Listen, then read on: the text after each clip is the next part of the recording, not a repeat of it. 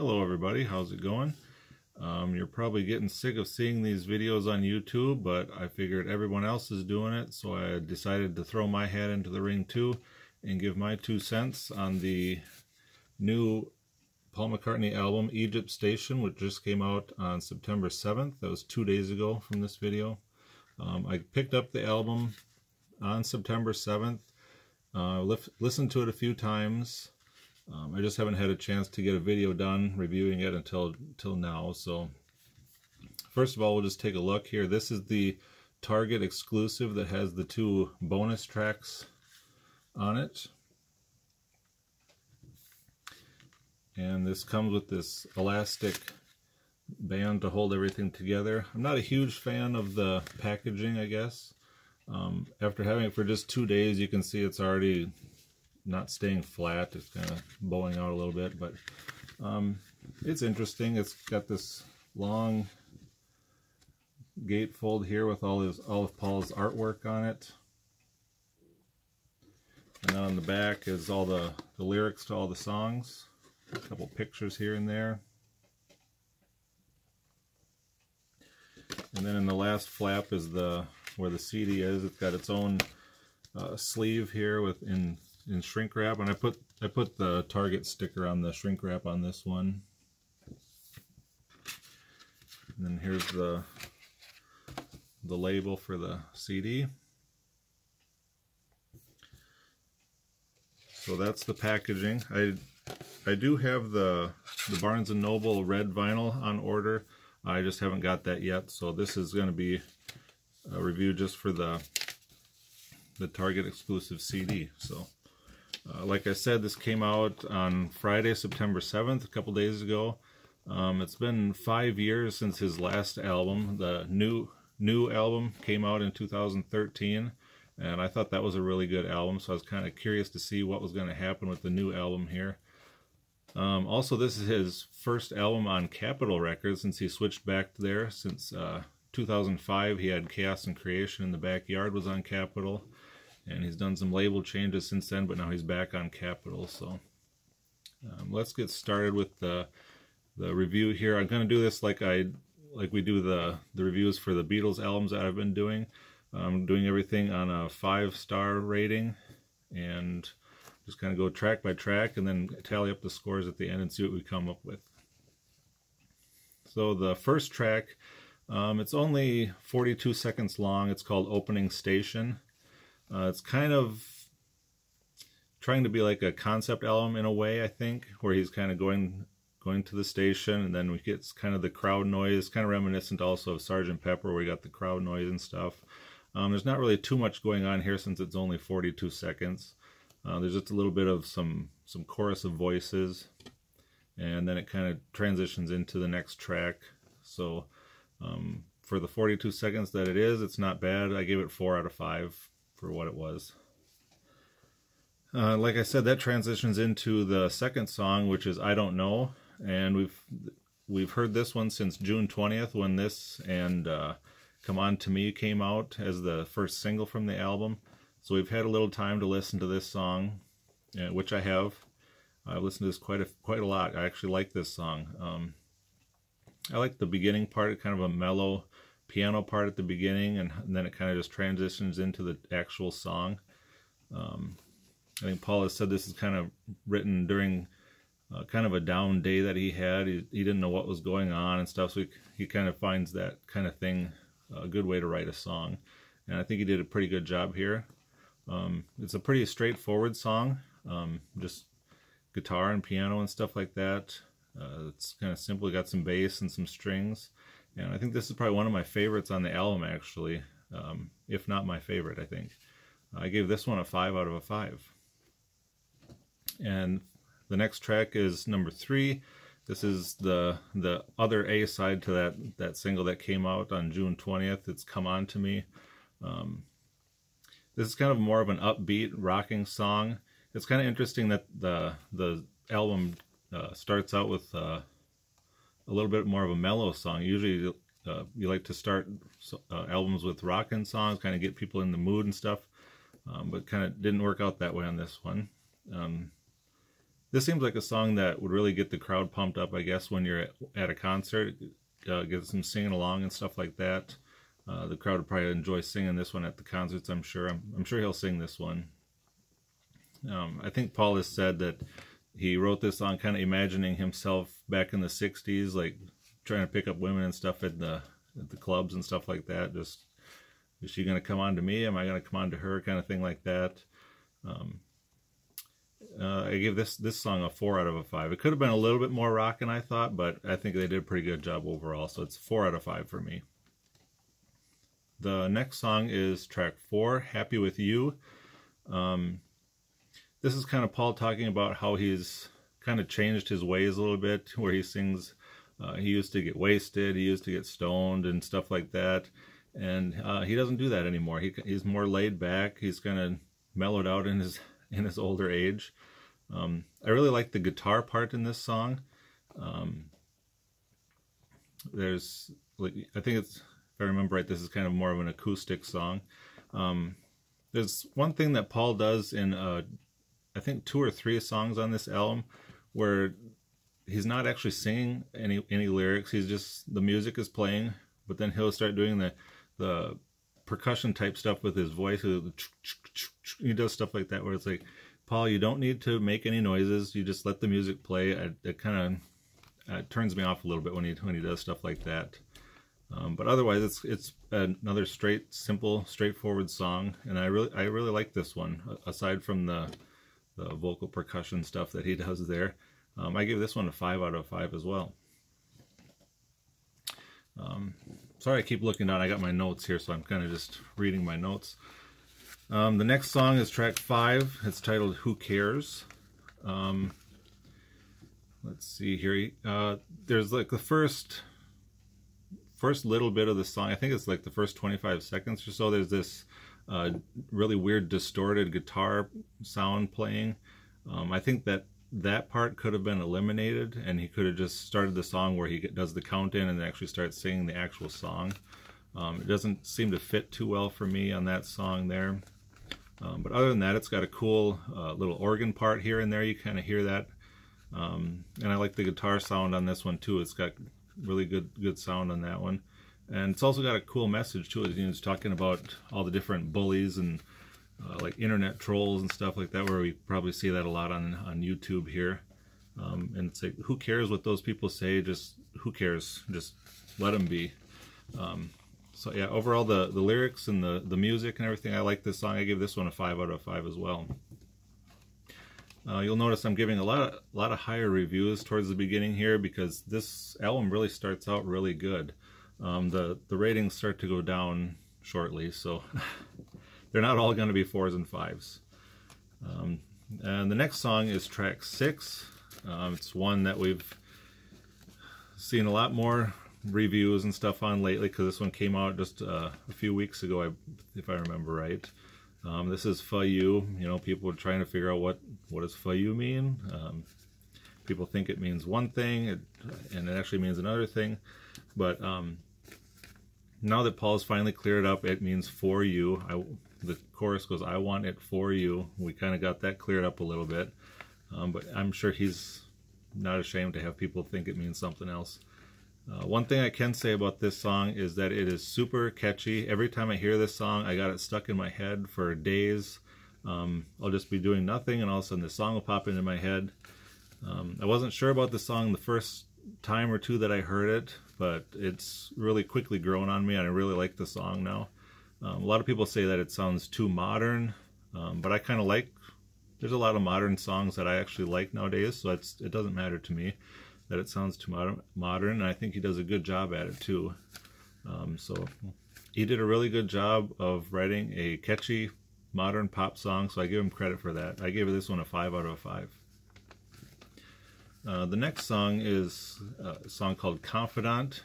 This is a song that Paul wrote about his Martin guitar, one that he used to play all the time. He kind of hasn't played it a lot recently, and he was thinking about his guitar, you know, and how he loved playing that, and it was just always there for him when he needed to write a song or get something off his chest, which is kind of interesting. And I kind of like that the song itself focuses mainly on the acoustic guitar. That's like the main feature of the song, where he's singing to his guitar and the song is kind of singing back to him a little bit. I find that kind of nice. In a way, this kind of reminds me of, Got to Get You Into My Life. He wrote that song about marijuana, trying that for the first time and things. Like this too, you could have a meaning. That song could be about a woman, but it's actually about pot. This song could be about a woman or someone, or your significant other, but it's actually about his guitar. So you can go either way there, I think, and I think he does a good job here as well. I gave this one a 5 out of 5. All right, the next song is track 8. This is People Want Peace. I think I seem to feel that with a little bit more work, this could have been a really, really good song. I don't know, to me it doesn't seem like the lyrics really flow well with the music. It seems like he's trying to get too many lyrics, too many words and stuff in there where it's not fitting with the music properly, just to my ear anyway. As far as peace songs go, I prefer Pipes of Peace better off of the Pipes of Peace album. So it's an average song, I think, for me. Yeah, nothing really great about it. It's not terrible. It's not awesome. I gave it a 3 out of 5, so kind of right down the middle of the road there. The next one here is track 9, Hand in Hand. Again, another simple piano song. Again, this is another one that's just kind of okay to me. I don't really have too much to say about this one.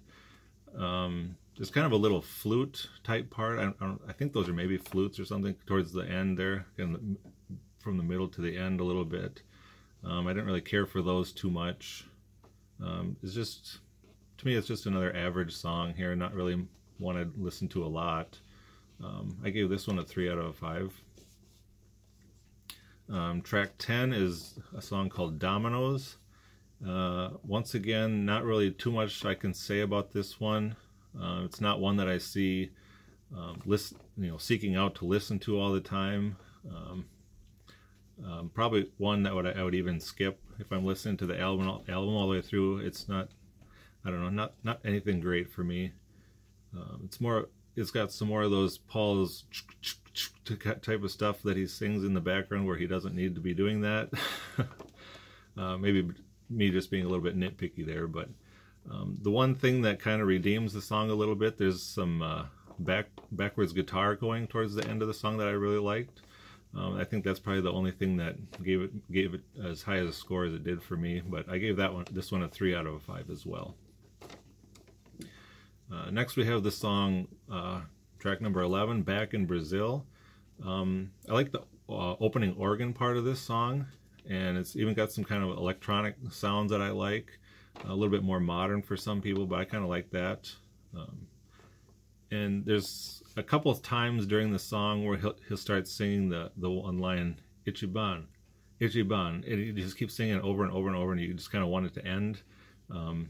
I think that's probably the main part that brings the song down to the score that it has for me. Without that in the song, I could have given it a higher score.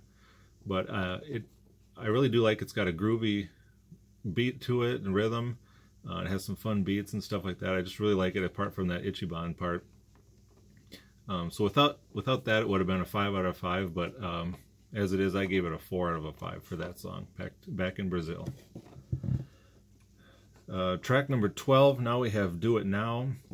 We got a little bit of harpsichord, it sounds like, which makes, to me, it makes any song interesting, having the harpsichord in there. It's not an instrument that you hear very often. I think he put more thought into the lyrics of this song than he did with the actual music. That's usually not typical for Paul. Usually Paul's music is the best part, and then his lyrics are kind of throwaway stuff sometimes. But this way, it's got a good message and stuff. It reminds me of excuse me. It reminds me of this one from Flowers in the Dirt. It's like there's no better time than to do something right now. Don't wait for a better time to come. It might not happen. And like this song, Do It Now. Just whatever you need to do, just do it now and get it done. But aside from that, it's not that interesting of a song for me. I gave this one a 3 out of 5. Track number 13 is a song called Caesar Rock, and just like "for you" means "for you," it got some more wordplay here with Paul, where Caesar Rock, it's actually "she's a rock." That's what a lot of the lyrics towards the beginning of the song are. I noticed the first 5 seconds of this song, it's got a different beat. Like it's supposed to be a different song, but then it just switches and goes into this song. It's another one of those parts where they could have done without that first 5 seconds there. Just got into the actual song. It's just another song I really don't find too interesting. It's probably another one that I would skip while I'm listening to the album, just to get on to another better song. I gave this one an average 3 out of 5 score as well. And then we get to track number 14, Despite Repeated Warnings. And from what I understand, this is probably his song about Trump.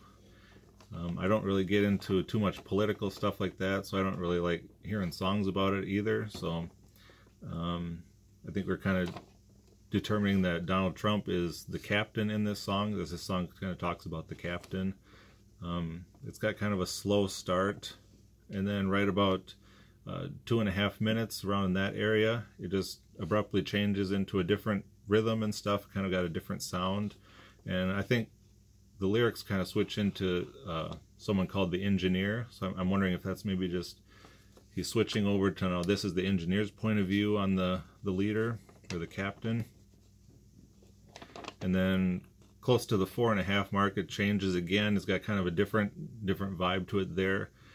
To me, that almost seems like this is the people that are singing now. They're kind of rallying together, and then I think between 5.5 and 6 minutes, it switches back again to the beginning rhythm of the song, where they're like the captain. To me, this song could have been a couple minutes shorter. It would have made it a little better. I think it's about 6.5 minutes long. Gets a little long for me. Didn't really care for it too much. I gave this one a 3 out of 5. And then number 15 here, we have a 46-second song called Station 2. This is kind of like I find it reminiscent of the Sgt. Pepper's reprise. You know, we kind of go back to the station. We got some more of the choral singing in the background there. And one thing I heard Paul mention is that you can kind of hear in the background that it sounds like there's a guy at the station. He's plugging in his guitar into an amp and he's starting to play his guitar. You can kind of hear that on the song, and then that transitions right into the next song, like that guy's playing the next song. But for the 46 seconds, it's for what it is. I gave it a 4 out of 5. Not much of a song there, but we will count it as it's listed on the track listing as a track. So. And then for the actual album, the proper album, there's 16 tracks. So the last track on the proper album here is one of Paul's medleys that he likes to do quite often. It's got the songs Hunt You Down, Naked, and C-Link. Hunt You Down is kind of a rockin' number, but I feel that it could have been better somehow. I'm not really sure how what would have made it better for me. I don't know, it didn't really do too much for me. It wasn't one of my favorites. The second track in the medley is called Naked. It doesn't really seem to have any direction for me either. It just seems like he's just playing and it doesn't seem to want to go anywhere. It could have been, I'm trying to read my notes here. Oh, it could have been omitted. That's what I was writing. I was writing down notes pretty fast, so it's kind of hard to read. Yeah, they could have left out the naked part of that song. I don't know. I didn't care for it too much. It just didn't seem to go anywhere. But the only redeeming part of this medley is the C-Link part. It's actually an instrumental, but I really like it. It's got kind of a bluesy feel to it. To me, it kind of is reminiscent of a David Gilmour from Pink Floyd, one of his solos that he does, and I really like that part of the song. That actually brings the score of this medley up for me. So having said that, I give this one a 4 out of 5, thanks mostly in part to the C-Link instrumental. So that was the 16 tracks on the proper album, but then like I said, I got the Target exclusive with the 2 extra tracks. So the track number 17, the first of the bonus tracks, is Get Started. I get reading along with the lyrics. It sounds like a typical love song that Paul would write for someone. But musically, it's kind of just average for me.